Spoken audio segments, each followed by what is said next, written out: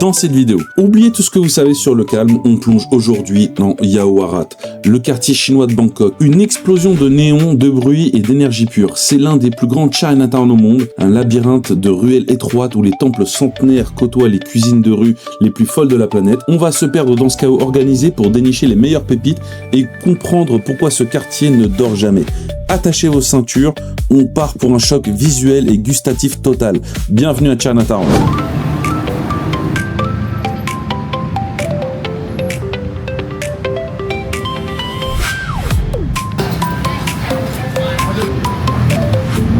Les amis, donc on est de retour du coup sur ma chaîne pour un nouvel épisode. Ce soir on va aller visiter Chinatown, le Chinatown de Bangkok.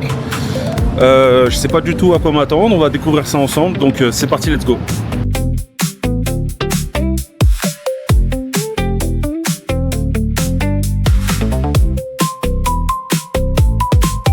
Je crois qu'on arrive. Là les amis, je suis en train d'arriver au Chinatown, le quartier chinois de Bangkok. Et on va découvrir un petit peu, j'espère que j'arrive pas trop tard, il est un peu tard dans la soirée. Et je sais qu'en Thaïlande les gens mangent tôt. Donc on va découvrir un petit peu ensemble ce night market. A tout de suite.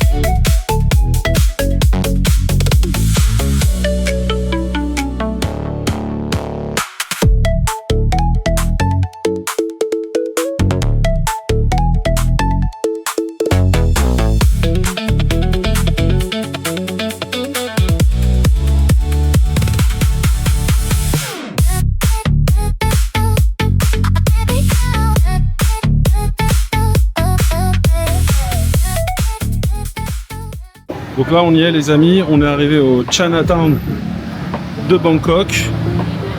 Et on va essayer de se trouver des petits restaurants sympas, histoire de goûter un petit peu à des petits plats chinois. Et en tout cas, c'est très animé, très lumineux. Je sais pas si on voit bien derrière moi.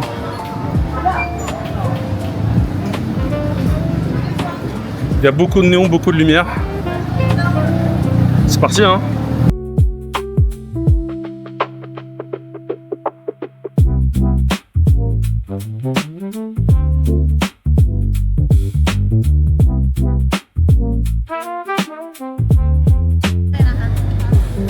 Sawadika. One fish cake please.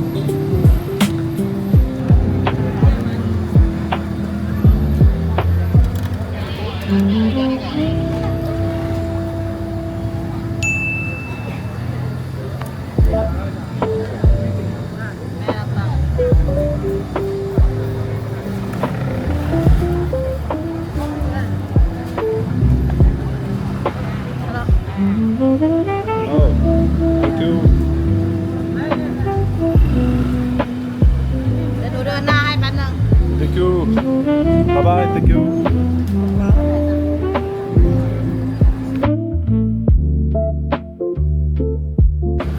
On va voir ce que ça vaut, gâteau de poisson. Donc, comme je le disais, c'est des gâteaux de poisson. Ça coûte 40 bahts. Pour 40 bahts, je trouve ça assez bien servi. J'arrive pas à identifier le poisson en question. Il y a une sorte de sauce sucrée à l'intérieur. C'est un peu épicé.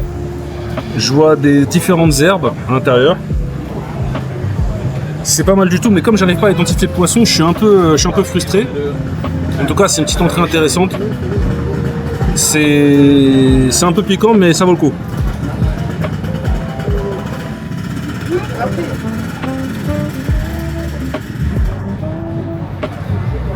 Venez goûter ça.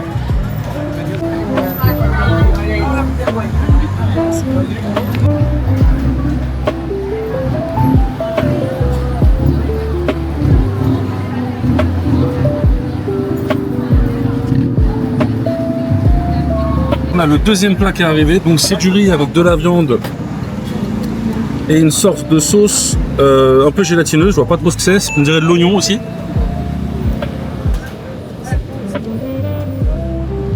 C'est super doux.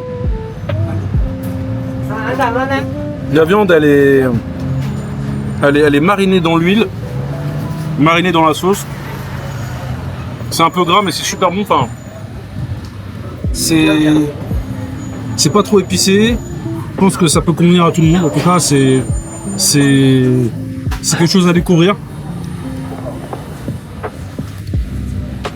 La feuille de menthe, elle vaut le coup aussi dedans. La feuille de menthe, elle est assez présente.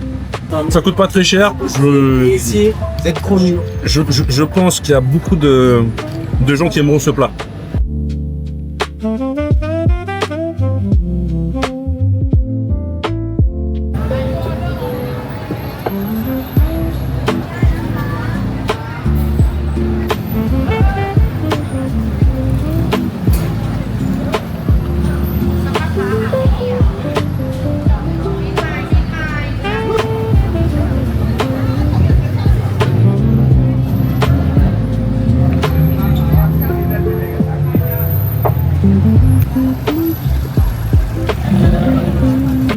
Donc là on a mangé le riz, il était un petit peu gluant, mais la viande elle était super bonne.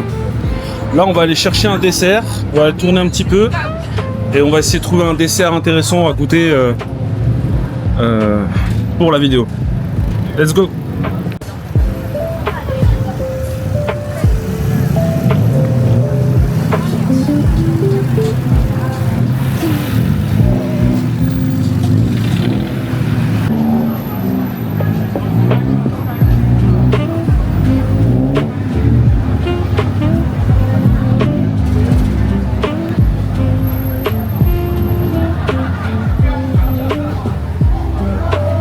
Voilà, parfait.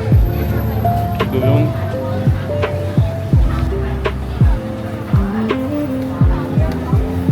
Ah, ok. Stop. Olive oil นะ Ok, only, yes.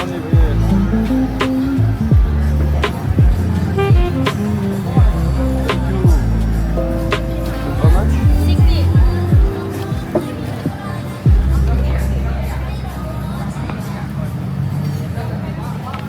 60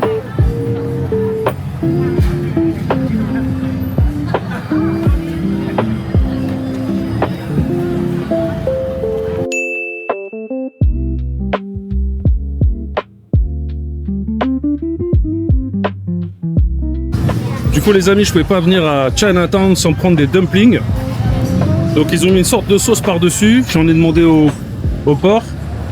Je sais pas trop ce que ça vaut. Quoi, on dirait une sauce soja sucrée. On va goûter ça tout de suite. On va entamer la première bouchée du dumpling. Donc j'ai pris un dumpling au porc. Elle m'a racheté une sorte de sauce soja. En plus du porc, elle a rajouté du soja. Je dirais des pousses de soja à l'intérieur. Elle a imbibé le truc de sauce, mais on la sent pas trop. En fait, il n'y a pas beaucoup de... Si vous le voyez bien, il n'y a pas beaucoup de pâtes, mais de rien, c'est très rempli. C'est un peu caoutchouteux quand même. J'aurais voulu qu'à l'intérieur soit un peu plus épicé quand même.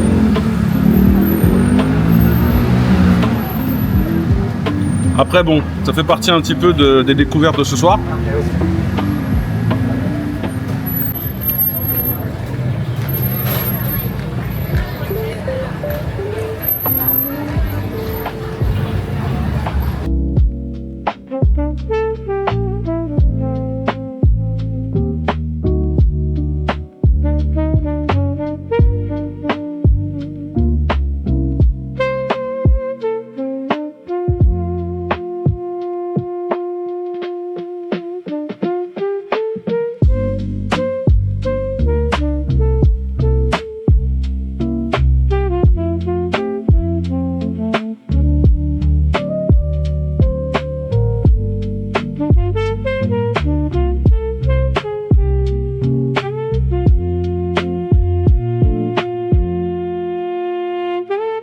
Alors pour le dessert, je voulais finir sur une note de sucré. Je suis passé devant cette boutique là. qui propose des pancakes dessert. Ça a l'air... J'en ai pris en Nutella. Tant qu'à faire. Donc on va aller essayer de voir ce que ça vaut, mais ça a l'air super bon.